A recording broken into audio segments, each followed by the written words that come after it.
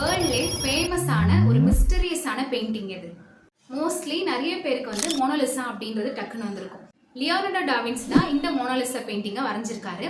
Actually எந்த ஒரு டீட்டெயில்ஸுமே அதில் மென்ஷன் பண்ணல. அதே மாதிரி இந்த போர்ட்ரேட்ல இருக்கக்கூடிய மோனாலிசா அப்படின்றது யாரு அப்படின்னு இன்னை வரைக்குமே வந்து மிஸ்ட்ரியா தான் இருக்கு. நிறைய பீப்புள் என்ன சொல்றாங்க அப்படின்னா, லியோனார்டோ டா வின்சியே வந்து நான் வந்து ஒரு பெண்ணா இருந்தா இப்படிதான் இருப்பேன்னு கற்பனை பண்ணி அவரே செல்ஃப் போர்ட்ரேட்டா வரைஞ்சிருக்காரு அப்படின்னு சொல்றாங்க. சில டைப் ஆஃப் பீப்புள் என்ன சொல்றாங்க அப்படின்னா, ஒரு பிசினஸ் மேன் வந்து அவங்களுடைய ஒய்ஃப்க்கு கிஃப்ட் பண்றதுக்காக லியோனார்டோ டா வின்சி கிட்ட என்னுடைய ஒய்ஃப் போர்ட்ரேட்டை வரைஞ்சு கொடுங்கன்னு கேட்ட மாதிரியும் ஒரு எவிடன்ஸ் இருக்கு. இதுல எது உண்மை அப்படின்றது இன்னை வரைக்குமே தெரியல. அண்ட் இதுல பேசப்படக்கூடிய ஒரு மிஸ்டரியஸான ஒரு விஷயம் அப்படின்னா, மோனாலிசாவுடைய ஐப்ரோ வந்து இருக்கவே இருக்காது. டிஃப்ரெண்டான ஃபேஷியல் எக்ஸ்பிரஷன்ஸ் வந்து டிஃப்ரெண்ட் ஆங்கிள் வந்து நம்ம பார்க்க முடியும்னு சொல்லப்படுது. 1911 இது ஒரு திருட்டு போகுது மியூசியம்ல இருந்து. ஸோ அதுக்கப்புறமா இது திருட்டு போகிற அளவுக்கு இந்த போர்ட்ரேட்ல என்ன இருக்குன்னு சொல்லிட்டு நிறைய இன்ட்ரெஸ்டிங் கியூரியாசிட்டி பீப்புளுக்கு மத்தியில் ஏற்பட்டதுனால இந்த மோனாலிசா பெயிண்டிங் அப்படின்றது வேர்ல்ட் ஃபேமஸா